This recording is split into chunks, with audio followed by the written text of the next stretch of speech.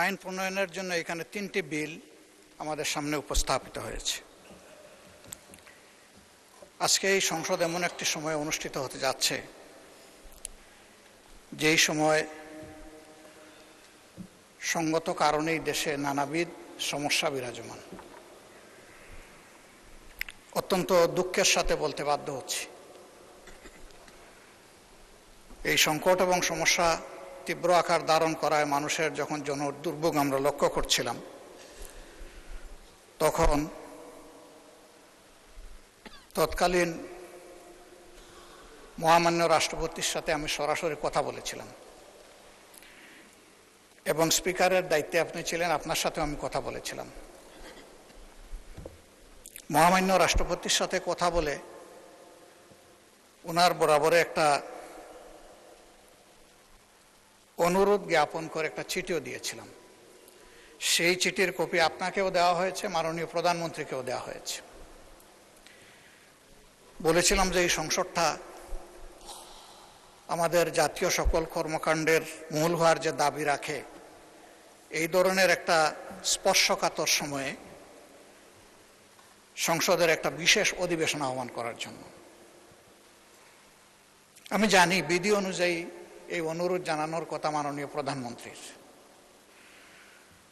তারপরেও আমরা দায়মুক্ত নই, দায়বোধের জায়গা থেকেই এই চিঠিটা ইস্যু করেছিলাম। কিন্তু আজ পর্যন্ত এর কোনো উত্তর পেলাম না। এটার কি হলো? দাবি ছিল সমাজে বিদ্যমান যে সংকট সমস্যা, বিশেষ করে বিদ্যুৎ খাতে যে অব্যবস্থাপনা, একদিকে মানুষ বিদ্যুৎ পাচ্ছে না, লোডশেডিংয়ের জ্বালা, অন্যদিকে বুথড়ে বিল, এর কোনো সদুত্তর নাই। গ্যাসেরও তীব্র সংকট দেখা দিল, আবার গ্যাসের অপ্রতুলতার কারণে মানুষ আবার তেলের দিকে ধাবিত হলো। এই সব নিয়ে একটা জটিল পরিস্থিতি, আর এই সমস্ত পরিস্থিতির কারণেই দ্রব্যমূল্য হু হু করে বেড়ে যাচ্ছে এবং বেড়ে গেল। দুর্ভোগের এই বিষয়গুলো নিয়ে আইন শৃঙ্খলা পরিস্থিতির অবনতি, আজকে স্বরাষ্ট্রমন্ত্রী মহোদয় তিনি একটা বিবৃতি দিয়েছেন, তিনি কিছু ডাটা তুলে ধরেছেন। আবার আমাদের বিরোধী দলের পক্ষ থেকে ওই ব্যাপারে উদ্বেগ প্রকাশ করে কিছু কথা বলা হয়েছে, তারাও কিছু তথ্যভিত্তিক বক্তব্য রেখেছেন। জ্বালানি সংকটের কারণে এবং বিদ্যুৎ সরবরাহ নিরবচ্ছিন্ন না থাকার কারণে শত শত কলকারখানা বন্ধ হয়ে গেছে। কেউ 700 বলছে, কেউ 900 বলছে, কেউ 95টা বলতেছে, হোয়াট এভার মেবি। কিন্তু বোঝা যাচ্ছে যে বিপুল সংখ্যক কারখানার উপরে এর একটা নেতিবাচক প্রভাব পড়েছে। কারখানা বন্ধ হওয়ার মানে শুধু মালিক পক্ষ ক্ষতিগ্রস্ত হওয়া না, লক্ষ লক্ষ শ্রমিক যারা এখানে শ্রম বিনিয়োগ করে থাকেন তারাও ক্ষতিগ্রস্ত হওয়া। এর পাশাপাশি আমরা যারা দেশের সাধারণ জনগণ, কারখানার এই প্রোডাক্টসগুলো আমরা যারা ব্যবহার করি, তারাও ক্ষতিগ্রস্ত। আইন শৃঙ্খলা পরিস্থিতির ব্যাপারে মাননীয় স্বরাষ্ট্রমন্ত্রী তিনি বিবৃতি দিয়েছেন, তিনি একটা তথ্য দিয়েছেন, কিন্তু আমরা যখন সমাজে যাই তখন তার বাস্তবতা খুঁজে পাই না। এর আগে এখানে বিদ্যুৎ জ্বালানি সম্পর্কেও বিভিন্ন সময় বক্তব্য দেওয়া হয়েছে যার সাথে কোনো মিল ছিল না। স্বয়ং স্পিকারের আসন থেকেও বলা হয়েছিল তখন যে আমার এলাকায় তো বিদ্যুৎ পাই না। এটার সাথে আসলে আমরা কোনো মিল খুঁজে পাচ্ছিলাম না। সেই কঠিন সময়ে যখন জ্বালানি নিয়ে ভয়াবহ সমস্যা দেখা দেয়, তেল নিয়ে, তখন এই সংসদে একটুখানি আলোচনার ফলে একটা সমাধান বের হয়ে এসেছিল এবং সমাজ আতঙ্ক থেকে রক্ষা পেয়েছিল। আমরা এরকমই একটা সদিচ্ছা নিয়ে এই সংসদ অধিবেশনটা আহ্বান করার অনুরোধ জানিয়েছিলাম এবং আলোচনাকালে এটাও বলেছিলাম যে এটার জন্য কয়েকদিনের প্রয়োজন নাই, কয়েকটা ঘন্টার জন্য ডাকলেই হবে। কিন্তু দেখা হলো না। আজকে আমাদের সামনে এখন 3টা বিল এসেছে, সেগুলো আজকে অবশ্য আলোচনা হবে না, উত্থাপনের জন্য এসেছে, কিন্তু এর মধ্য দিয়ে তার প্রক্রিয়াটা শুরু হবে। মাননীয় স্পিকার, আমাদের এই সংসদটা আমরা সবাই বলে আসছি যে এটা গতানুগতিক কোনো সংসদ না, এটা ভিন্নধর্মী একটা সংসদ এবং 24-এর রক্তের উপর দাঁড়িয়ে থাকা একটা সংসদ। আশা ছিল যে সংসদের সূচনা থেকেই আমরা একটা ফ্রেশ স্টার্ট করতে পারবো, দেশের জন্য, জাতির জন্য নতুন একটা সূচনা হবে, পরিবর্তনের একটা সূচনা হবে। সেই লক্ষ্যেই আমাদের সংসদ নির্বাচন এবং গণভোট অনুষ্ঠিত হয়েছিল। সংসদ নির্বাচন অনুযায়ী এর ফলাফল অনুযায়ী সংসদ আহ্বান করা হয়েছে, কিন্তু গণভোটের জন্য সংস্কার পরিষদের সেই সভাটার আহ্বান করা হলো না।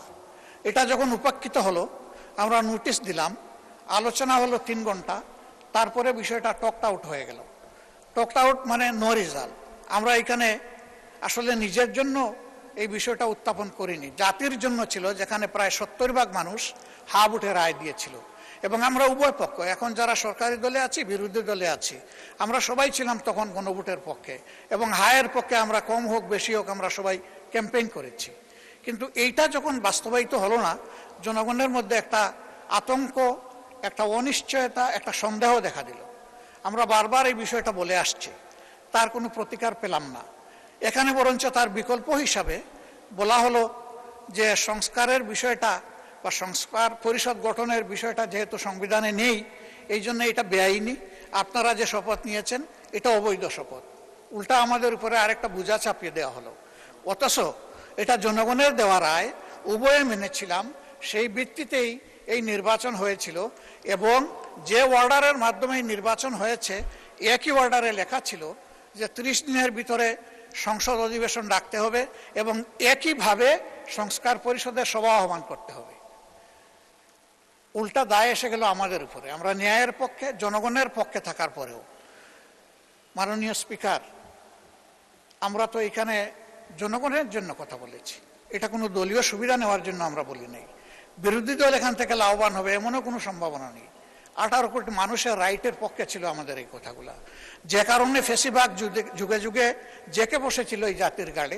আমরা চেয়েছিলাম ওই জায়গাগুলো পরিষ্কার হোক, কিন্তু আমরা বিস্ময়ের সাথে লক্ষ্য করলাম গণভোটের রায় তো মানা হলোই না।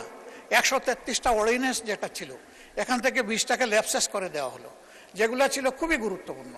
বিচার বিভাগের স্বাধীনতা, স্বাধীন দুর্নীতি দমন কমিশন, স্বাধীন মানবাধিকার কমিশন, গুম কমিশন, পুলিশ সংস্কার কমিশন, নির্বাচন কমিশন, এই বেসিক জায়গাগুলো যেগুলা ঠিক না হলে ফেসিবাদ থেকে এই দেশ এবং সমাজ মুক্তি পাবে না, সেগুলাই ল্যাপস করে দেওয়া হলো। এখন আমরা দেখছি যে সেইগুলা আস্তে আস্তে বিভিন্ন কায়দায় আপনারা এখানে, মানে আপনারা বলতে সরকারি দল এখানে নিয়ে আসছেন। আরেকটা বিষয় এখানে লক্ষণীয়, আজকের দিনটা হলো বৃহস্পতিবার। আমাদের কনসেনসাস অনুযায়ী এই দিনটা হচ্ছে বেসরকারি দিবস। বেসরকারি দিবসে সরকারি বিল আসে কি না এটা আমি জানি না, আমাকে জানালে আমি খুশি হব। আজকের দিনটা হলো বেসরকারি সদস্যদের জন্য। হ্যাঁ, বেসরকারি সদস্য বিরোধী দলেরও হতে পারেন, সরকারি দলের হতে পারেন, মন্ত্রীদের বাইরে যারা আছেন তারা সকলেই আমরা বেসরকারি সদস্য। আমরা সেই বিল আনতে পারি, এবং পেন্ডিং অনেকগুলা বেসরকারি বিল আছে, সেই বিলগুলো আজকে না এনে আমি মনে করি যে এখানে অধিকার ক্ষুণ্ণ করা হয়েছে। এবং আজকে এখানে যেভাবে সরকারি বিল উত্থাপন করা হচ্ছে, এটা বোধহয় কোনো ভালো নজির হবে না। হ্যাঁ, স্পিকারের জুরিসডিকশনের জায়গা থেকে যদি কিছু করার থাকে সেটা আমরা জেনে নেব, কিন্তু আমরা এটাই জানতাম যে বেসরকারি দিবসটা বেসরকারি সদস্যদের জন্য। এই সব কিছুতে আমরা দেখতে পাচ্ছি যে সংসদকে ঠেলে একতরফাভাবে এক পেশে করে নিয়ে যাওয়া হচ্ছে। আমরা নীতিগতভাবে এই ধরনের বিলে আমরা অংশগ্রহণ করতে চাচ্ছি না। আমরা আশঙ্কা করছি যে এর মাধ্যমে সংস্কারের যে মূল দাবি সেইটাকেই চাপা দেওয়া হয়। তা আমরা সেই চাপা দেওয়ার পক্ষে নাই। আমরা সংস্কারের মূল দাবির পক্ষে জোরালো এবং স্পষ্ট অবস্থান আমাদের। আমরা এখান থেকে সরিনি। আমাদেরকে অফিসিয়ালি নন অফিসিয়ালি এই পার্লামেন্টের ভিতরে এবং বাইরে অনেকবারই অনুরোধ করা হয়েছে যে সংবিধান সংশোধনের কমিটিতে আসেন। একটা কমিটি এখানে পাশ হয়েছে, আমাদের প্রতিবাদ ছিল, আমরা অংশগ্রহণ করি নাই, সব ঠিক আছে। ওইটা পাশ হয়েছিল সংবিধান সংশোধন কমিটি নামে। পরে আমরা যখন বললাম যে সংবিধান সংশোধন কমিটি নামে কোনো কমিটি হওয়ার কোনো বিধান নেই, আমরা পরে শুনলাম যে এটার আগে একটা বিশেষ শব্দ বসানো হয়েছে। সেই বিশেষটা এখানে পাশ করা হয়েছে কিনা আমি জানি না। একটা কমিটি যদি আসলে এই হাউস থেকে পাশ করানো হয়, তাহলে তার প্রত্যেকটি অক্ষরও এখান থেকে পাশ করাতে হবে। সেটা তো হয় না, ওইটার পক্ষে আমরা ছিলাম না, এটা বড় কথা না। আমি বলছি যে এখানে প্রসিডিওরটাও মেনটেন করা হয়নি। মাননীয় স্পিকার, এই সমস্ত বিষয় বিবেচনায় নিয়ে এখন যে বিষয়টা আপনি উত্থাপনের দিকে যাচ্ছেন, আমরা যেহেতু এই আলোচনায় বৃহৎ স্বার্থে আমরা পুরা সংস্কার চাই, আমরা গণভোটের বাস্তবায়ন চাই এবং আমরা এইভাবে খণ্ডিত কোনো প্রসেসের অংশ হতে চাই না। এই জন্য আমরা এখন আর এই আলোচনায় আমরা অংশগ্রহণ করব না। এই পর্বে আমরা সংসদ থেকে বিদায় নিচ্ছি। আমরা আবার ওয়াকআউট করছি। আমরা আবার যখন উপযুক্ত তখন ইনশাআল্লাহ আমরা আসব, অংশগ্রহণ করব, জনগণের পক্ষে কথা বলবো। 4টা নোটিশ আমরা জমা দিয়েছি। আমরা আশা করব সেই নোটিশগুলা জনস্বার্থে, জনদুর্ভোগ নিরসনের স্বার্থে সেই নোটিশগুলা আলোর মুখ দেখবে। এই সংসদে আলোচনার সুযোগ আমরা পাবো। মাননীয় স্পিকার, আমাকে সময় দেওয়ার জন্য আপনাকে ধন্যবাদ। আমরা এখন ওয়াকআউট করছি। আসসালামু আলাইকুম। মাননীয় বিরোধী দলের নেতা, ওয়াকআউট করার স্বাধীনতা আপনার আছে, বাট সংসদের ভিতরে সবকিছু আলোচনা করা দরকার, না হলে জাতি কি পাবে? আমি অনুরোধ করব আপনারা বসেন, আলোচনায় অংশগ্রহণ করেন। পক্ষ বিপক্ষ বিতর্ক থাকবে, বিতর্কের মধ্যে দিয়েই তো জাতি পরিচালিত হবে আপনাদের নেতৃত্বে।